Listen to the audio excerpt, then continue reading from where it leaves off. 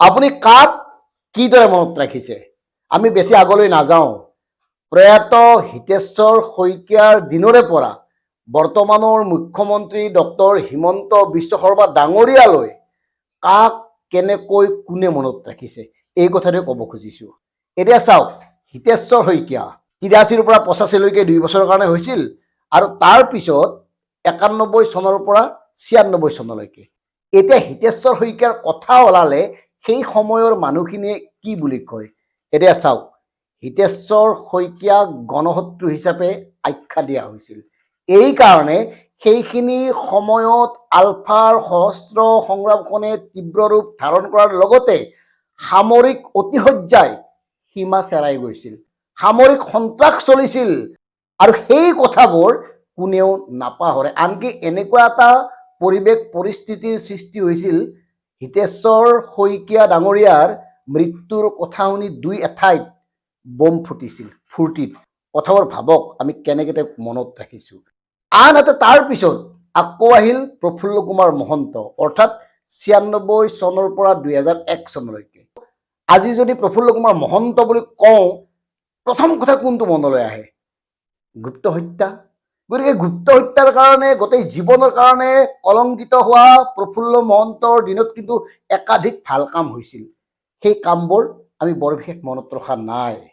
অসম চুক্তিত স্বাক্ষৰ কৰি দেশৰ ভিতৰতে কনিষ্ঠ মুখ্যমন্ত্ৰী হিচাপে শপত লোৱা প্ৰফুল্ল কুমাৰ মহন্তৰ দিনতে ৰিফাইনাৰী, কলাক্ষেত্ৰ, IIT আদিকে ধৰি একাধিক কাম সম্পাদন হৈছিল। চানমাৰী গণেশগুৰি অভাৰব্ৰিজ পৰ্যন্ত হৈছিল, একাধিক উন্নয়নমূলক কাম হৈছিল। কিন্তু আমি প্ৰফুল্ল কুমাৰ মহন্তক কিদৰে মনত ৰাখিছোঁ, কিয় মনত ৰাখিছোঁ, এই কথাটোৱে গুৰুত্বপূৰ্ণ কথা। আনহাতে তাৰপিছত ২০০১ চনৰ পৰা ২০১৫ চনলৈকে একেলগে ৩টা কাৰ্যকালৰ কাৰণে মুখ্যমন্ত্ৰী হোৱা তৰুণ গগৈ ডাঙৰীয়া। আজি তেখেতৰ কথা ওলালেই আমি কি হিচাপে তেখেতক মনত ৰাখিম বা মনত কৰোঁ, কোনবোৰ কথা মনলৈ আহে? কাৰণ তৰুণ গগৈৰ দিনতে অসমৰ আটাইতকৈ ডাঙৰ কেলেংকাৰী কেইটা সংঘটিত হৈছিল।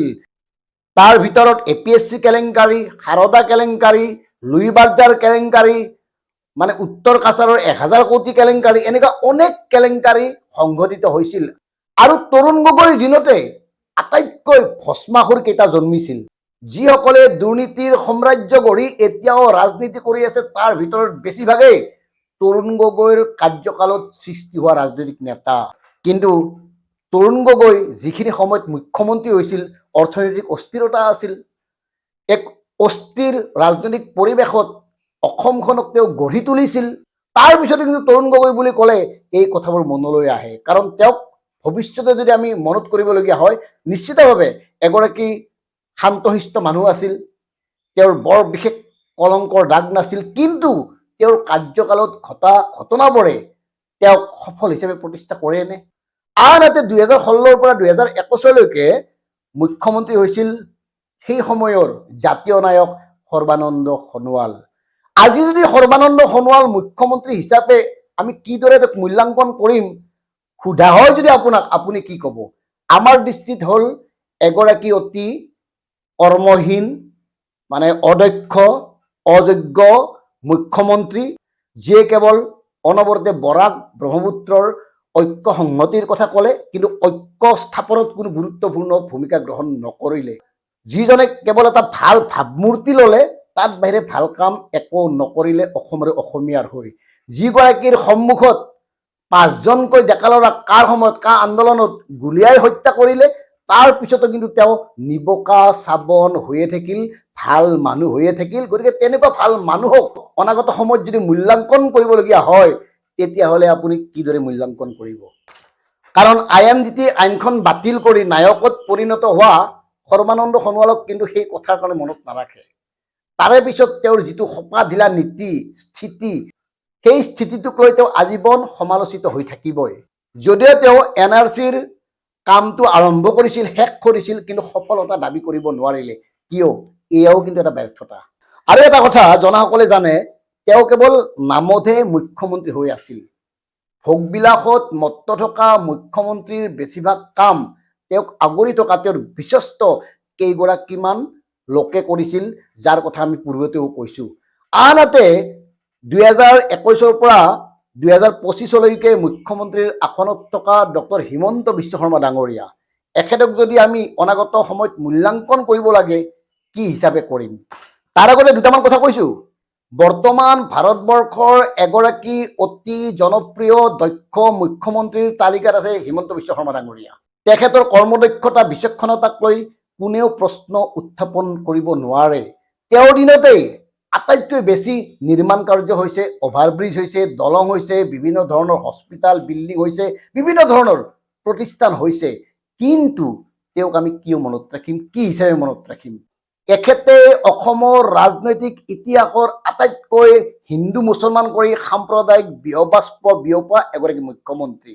বিভিন্ন মাংসৰ কথা কৈয়েই হওক বা বিভিন্ন ধৰ্মাৱলম্বী লোকক আক্ৰমণ কৰিয়েই হওক, বিভিন্ন ধৰণৰ ঘৃণা বিয়পোৱা, সাম্প্ৰদায়িক বিয়বাস্প বিয়পোৱা একাধিক মন্তব্য কৰা মুখ্যমন্ত্ৰীজন হ'ল হিমন্ত বিশ্ব শৰ্মা ডাঙৰীয়া।